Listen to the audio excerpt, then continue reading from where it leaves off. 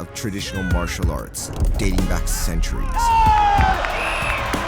and entertainment of modern-day combat sports, attracting millions. The home of many world champions in the sport of boxing, and legends in modern Muay Thai.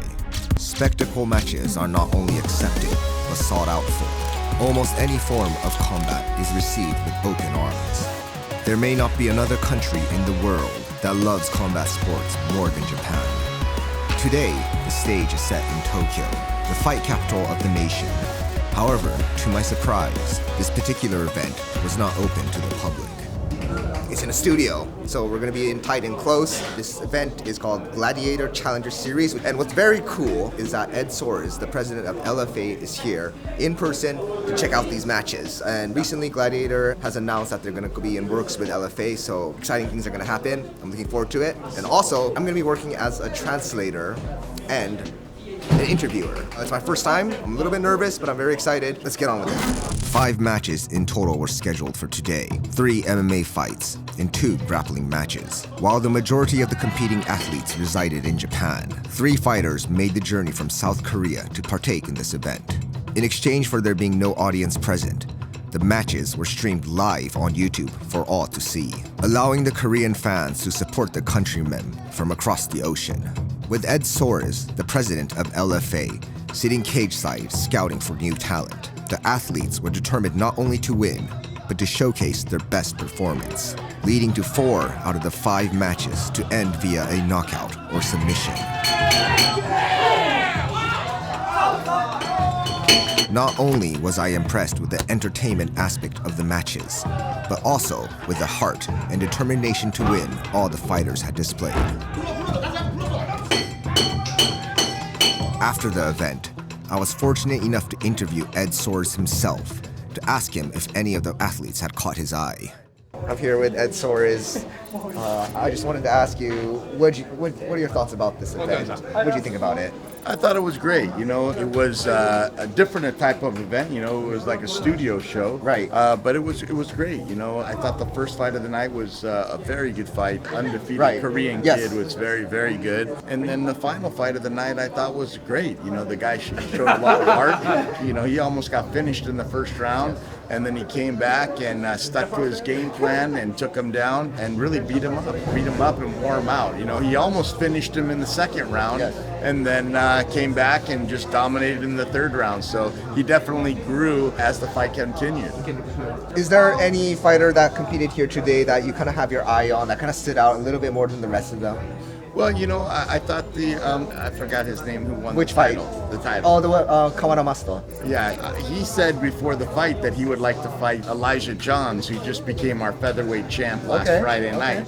So that could be a potential fight. I thought that the Korean kid, the undefeated kid, the undefeated kid, I think he definitely had, you know, he's a flyweight. Right. And I think, you know, we have a lot of great flyweights in the U.S., and that would be a great experience. We have actually a kid that I was thinking about. His name is Antoine Ho. He's a Vietnamese kid. He's undefeated also. He's a 6-0 now. And he's a really a top prospect. So I could see those 2 guys. You know, it would be a great fight. And then the other Japanese Brazilian kid who won. You know, it seemed like you know, he was really trying to strike. The Korean kid that fought him, once he started seeing that he would probably be getting the worst of the striking, he stuck with them, and it just didn't give him much space. And then there was a couple groin shots in that fight, but he did what he had to do to win. Sometimes fights go that way, so I think he definitely needs a little bit more experience.